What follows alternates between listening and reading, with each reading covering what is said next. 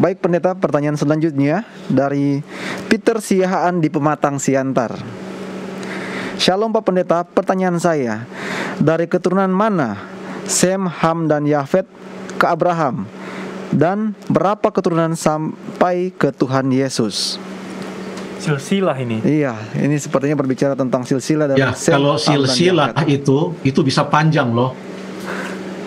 Karena kan silsilah ya. Iya. Jadi pertanyaannya, dari keturunan mana Sem, Ham, dan Yafet ke Abraham? Artinya Abraham itu, kalau saya tidak salah memahami pertanyaan ini ya, Abraham itu dari Sem, Ham, atau Yafet, kan begitu ya? Tolong konfirmasi dulu Stephen, begitukah kira-kira pertanyaannya? Iya, betul. Kira-kira seperti itu. Gitu dong. Coba kita buka Alkitab kita di dalam Kejadian pasal yang ke-11. Kejadian pasal yang ke-11 ayat 10. Inilah keturunan Sem. Setelah Sem berumur 100 tahun, ia memperanakan Arpaksad. Lalu kemudian ayat 12, setelah Arpaksad hidup 35 tahun, ia memperanakan Sela.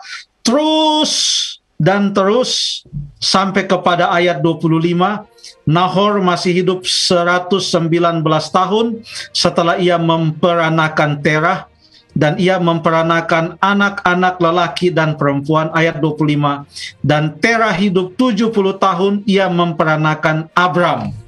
Jadi Abraham datang dari keturunan Sem.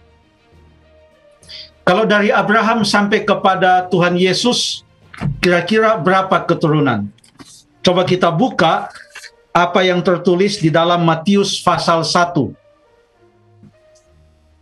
Matius pasal 1, silsilah Yesus Kristus.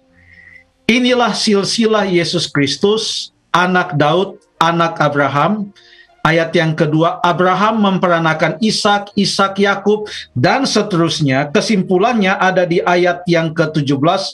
Tolong dibaca Stephen atau Jeff, ayat 17. Ayatnya yang ke-17 pendeta. Ya. Jadi seluruhnya ada 14 keturunan dari Abraham sampai Daud, 14 keturunan dari Daud sampai pembuangan ke Babel, dan 14 keturunan dari pembuangan ke Babel sampai Kristus. Ya, terima kasih. 14 kali 3 berarti 42.